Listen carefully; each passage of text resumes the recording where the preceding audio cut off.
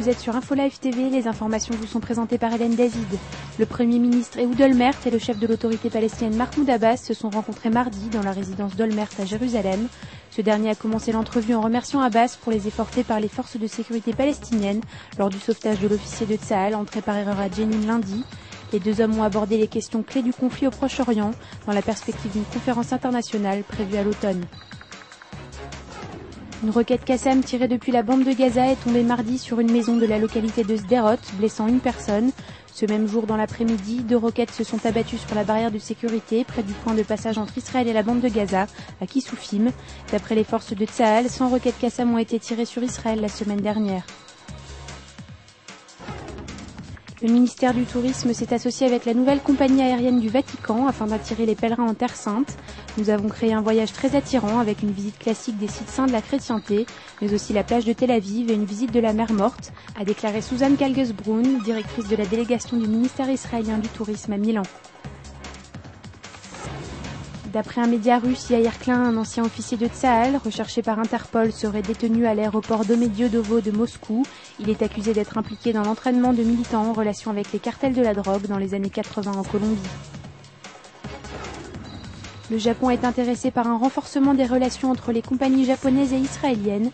C'est ce qu'a déclaré l'ambassadeur délégué japonais Kuninori Matsuda lors d'une conférence de presse lundi en Israël. Il a ajouté qu'il allait travailler à la réduction des restrictions des visas.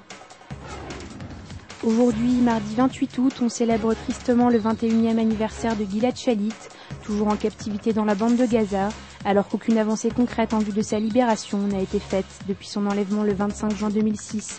Le chef du bureau politique du Hamas, dans un entretien accordé à CNN il y a quelques jours, a évoqué le sort du soldat en de bons termes, alors qu'un quotidien proche du Hamas à Gaza refusait de publier la lettre du père du caporal israélien. La direction de l'information du journal s'est refusée à collaborer avec des Israéliens. Fin de citation. La suite de votre programme sur InfoLive TV, c'est un reportage sur les capteurs sensoriels, nouveau bouclier antiterroriste.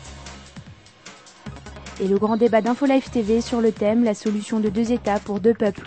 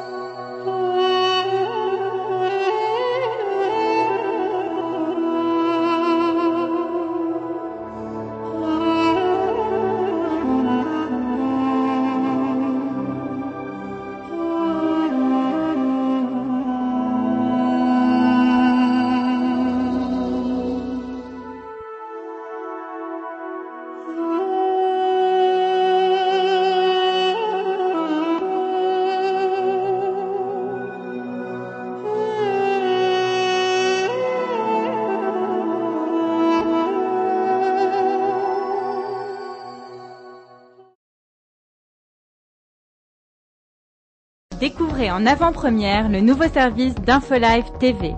Recevez gratuitement chaque jour, en vidéo, les informations d'Israël et du Proche-Orient sur votre mobile. Pour vous abonner, entrez sur notre site www.infolive.tv et cliquez sur la bannière « Service téléphone mobile ». Aujourd'hui, le monde entier parle d'Israël.